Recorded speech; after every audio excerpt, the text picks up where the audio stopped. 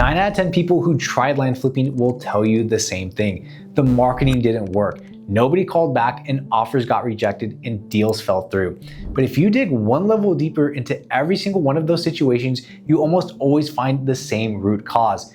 They were in the wrong market from day one. Not wrong marketing, not wrong pricing, not wrong scripts, wrong market. Because market selection is the most important decision you will make in this business. Everything downstreams from it, your response rates, your conversion rates, your deal sizes, how fast properties sell, how competitive your offers need to be, all of it is determined by where you choose to work before you send a single text message or make a single phone call.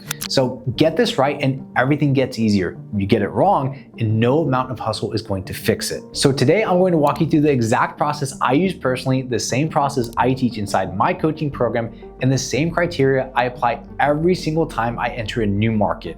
Now, before I give you the 4 steps, I need to give you the mental model that this is built on. Because if you don't understand the logic behind the criteria, you will apply the criteria mechanically and just miss the point. So here's the one thing you are looking for in any market that you consider.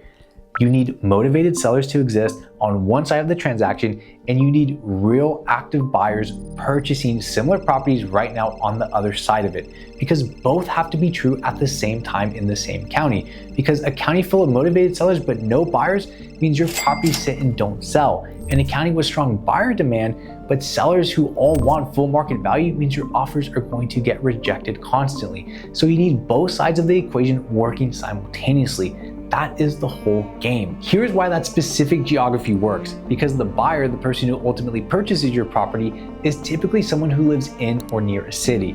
They want land they can actually get to on a Saturday morning. They're not trying to drive 4 hours each way to visit a piece of land. They want something within 90 minutes to 2 hours of where they live. That is where the real demand concentrates. Now, the sellers exist in that same geography because rural land in these areas tends to be inherited, forgotten, or carried as a tax burden by people who never even had a real plan for it. These are the motivated seller profiles that make the model work. What you're not targeting is urban infill lots inside the city limits. You're not targeting desert properties in the middle of nowhere with no population center nearby. You're not targeting agricultural land in states where you cannot see sold prices. All of that is a different model or no model at all. Now, hold that mental framework as we go through the 4 steps. So step 1 is to start with the right states. The first filter is applied at the state level, not the county level, because there are 2 structural rules that eliminate certain states before you do any other research. Now, rule 1 is disclosure versus non-disclosure states. So in a disclosure state, when a property sells, that sale price becomes a public record. You can go to Zillow, click on a sold listing and see exactly what it sold for. And that sold price data is the foundation of your entire comping process. It's how you know what a property is actually worth, what to offer, and what you can sell it for. Now, non-disclosure states do not publish final sale prices. You might see that a transaction occurred, but the price is hidden. Some listings show nothing at all, and without sold price data, comping a deal accurately is nearly impossible at that point. You are essentially guessing at what the market will bear. For a beginner building confidence in a new business, that data gap creates way too much uncertainty and leads to 2 outcomes. One is you either overpay and kill your margins, or you underprice your offers out of fear and your conversion rates just completely collapse on you. Now, non-disclosure states to remove from your list right now are Texas, Missouri, Mississippi, Kansas, and New Mexico. Now, there are others, but before you commit to any state, verify whether it's a disclosure state or not, and that one filter alone will save you months of frustration. Now, rule number 2 is focusing on double close friendly states, because the double close is the primary deal structure this model uses. So 2 states currently do not allow double closes currently, South Carolina and Oklahoma. Remove them before going any further right now. Now, deals can still be done in those states using JV funding structures, and experienced investors who know those markets find ways to work around the limitation.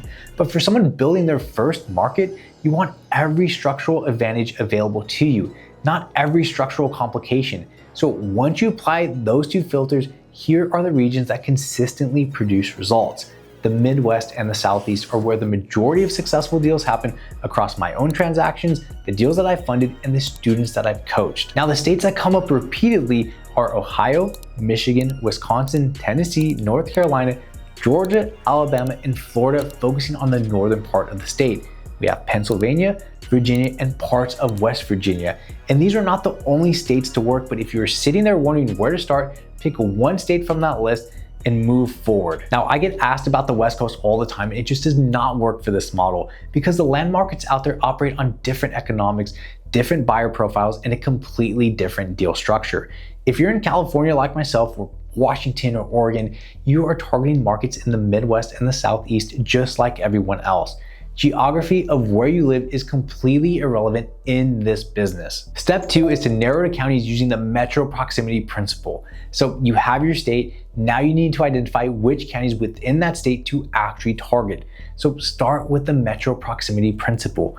Find the major metropolitan areas in your target state, then identify the counties that sit 1 to 3 counties removed outside of those metro areas. So in Ohio, for example, you look at Columbus, Cleveland, Cincinnati, Akron. Then you look at the counties surrounding them, not the urban counties directly adjacent where land is expensive and developed. The counties 1 ring out, then 2 rings out, then 3 rings out. That is your target zone. And why that specific distance? Because the buyer, as I mentioned earlier, is a person who lives in or near that metro. They want land within a reasonable drive. They're not relocating. They are weekend buyers, families looking to build eventually, and recreational buyers who want to get out of the city without getting on a plane. 1 to 3 counties out from a major metro is where that buyer demand concentrates. Once you have those candidate counties from the proximity principle, apply a population density filter. Now, the range I target is 50 to 400 people per square mile. And below 50, that's normally too rural. You'll find land, but you're not going to find buyers in meaningful numbers.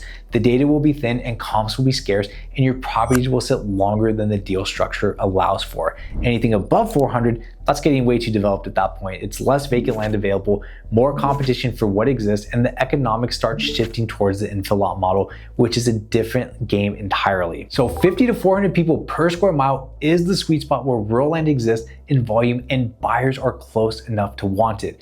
Now, the last thing to check in this step is population growth direction, because you want to be in counties where people are moving toward the region, not away from it.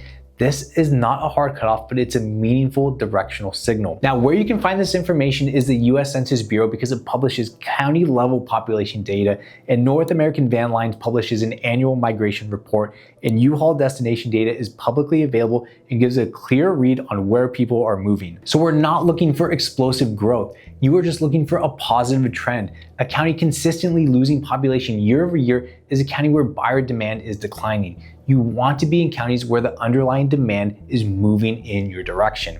Now, after this step, you should have a short list of counties, 5, 10, maybe 15 candidate counties across 2 to 3 states.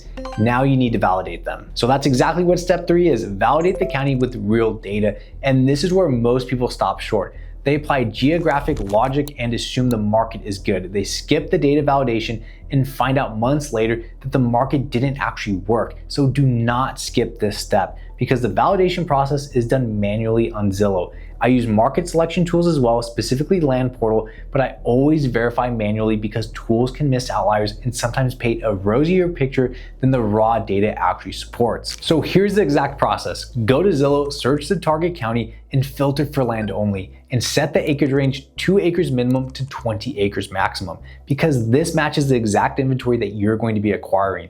So check 1 is the sell-through rate. Look at how many properties are currently listed for sale in that acreage range. Then look at how many have sold in the last 12 months within the same filter, because you're looking for a reasonable balance between supply and demand. So if there are 60 active listings and only 8 sold in the last 12 months, that's a slow market. Supply is dramatically outpacing demand and your properties will sit, because your double close structure depends on selling within a defined time frame.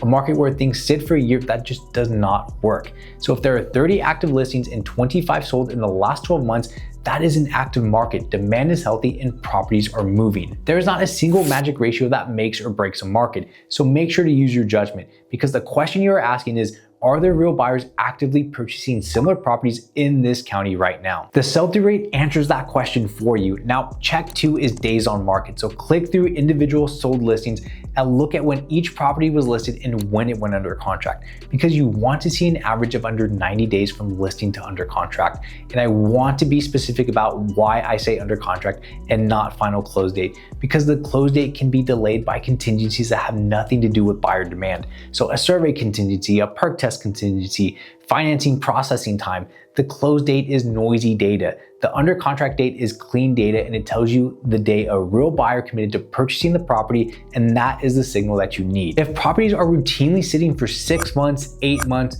12 months before going under contract, that market does not have the liquidity this model requires, so move on. If properties are consistently going under contract within 60 to 90 days, that is a market that's worth your time. And check 3 is the 5-acre price point. So look at sold comps in the 5-acre range specifically. What is the average sale price? Because my target range is $30,000 to $100,000 for a 5-acre parcel. Now here is why that range specifically, because below $30,000 for 5 acres means that the spreads get too thin to make the model work well. If the average 5-acre property sells for $20,000, you're buying at around $10,000, selling at $17,000 or $18,000, you're looking at what, $7,000 to an $8,000 margin, and after cost, it barely makes sense, and it certainly does not scale. And above $100,000 for a 5-acre average, acquisition becomes significantly harder. Sellers in premium markets tend to be less motivated and much more anchored to perceived market value. They know what their land is worth because they have looked it up. Conversion rates on offers drop, and the deals that do come together require more time and more negotiation. So the $30,000 to $100,000 range is where sellers are motivated enough to accept competitive offers, and the spreads are large enough to generate the profit numbers that make this business worth running. When all 3 checks come back positive, you have a validated market. Sell-through rate shows active demand, days on market consistently under 90 days, and 5-acre average price between $30,000 to $100,000. Combined with the state level filters from step 1, that county's a go. Now, step 4 is building your marketing calendar before you spend anything. Now, most people who get through the first 3 steps do one of 2 things. They pick the one county they like the best and start marketing there exclusively, or they get overwhelmed by having too many options and do nothing. Both of those outcomes fail for the same underlying reason. You need multiple markets running simultaneously, and you need them planned in advance. Now here's why. When you target 2 to 30 acre parcels in a single county, that number of property records that match your criteria is significantly smaller than housing data or infill lot markets, because a single county might give you 2,000 or 4,000 qualifying records when you factor in motivated seller filters.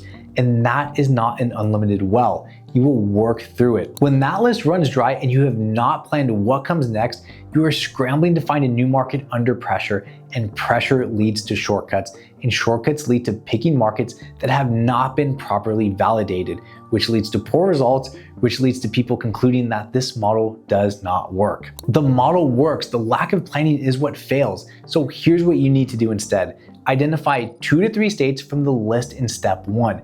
Within each of those states, validate 5 to 10 counties using the process in step 3. Now you have a bench of 15 to 30 validated markets ready to deploy.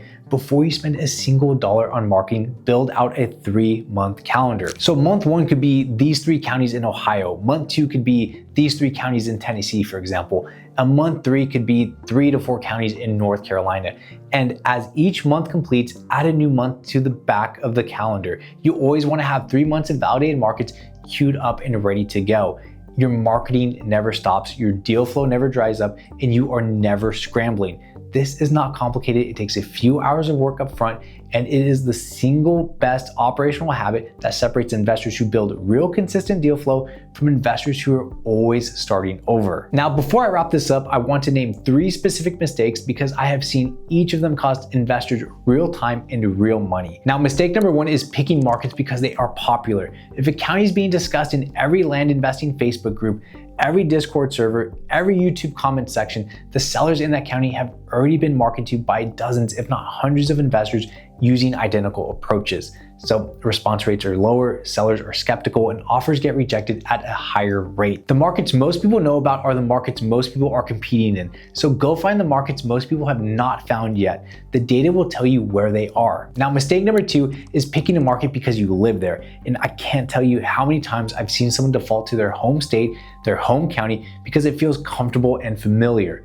This model is done entirely remotely. Where you live is irrelevant to where you should be in marketing. The data determines the market. A beginner in New Jersey who validates a county in Ohio and targets it properly will almost always outperform someone in Ohio who targets their home county without running any proper validation. So follow the data, not the familiarity. Now, mistake number 3 is starting with only one market, because one market, that's not a business plan.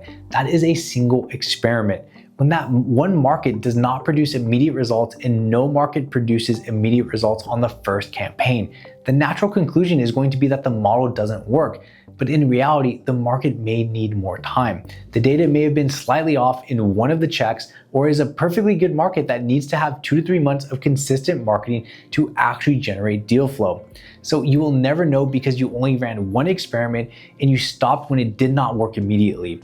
So multiple markets running simultaneously means no single county makes or breaks you. It means you are generating data across different geographies. It means that you're building a real business with real consistency instead of rolling the dice on one bet. Now here's your action plan for the next 48 hours. Pick 2 to 3 states from the Midwest, Southeast, or parts of the Northeast that pass both structural filters, disclosure states, and double close friendly. Now, within each state, identify the major metros and map the counties 1 to 3 rings out. Make sure to check population density against the 50 to 400 people per square mile range and check the population growth direction. Now go to Zillow and run the 3 validation checks on your candidate counties. So sell-through rate, days on market, and 5-acre price range. Now, when you have 4 to 6 counties that pass all 3 checks across your 2 to 3 states, you have your starting marketing calendar. Build 3 months out and know which county runs in which month. So start your campaign when the calendar is set. That's it. That is the entire market selection process that most land investors either skip entirely or execute halfway. And when you do it completely, you walk into your first campaign knowing you are in a market with real seller motivation, real buyer demand, and the economics to support the deal sizes that make this business worth running. And if you want to keep going, click the next video you see on your screen right now and keep building. And if you want to go deeper with me directly and take a look at the more detailed programs that I offer, the link is right below in the description, and I'll see you in the next one.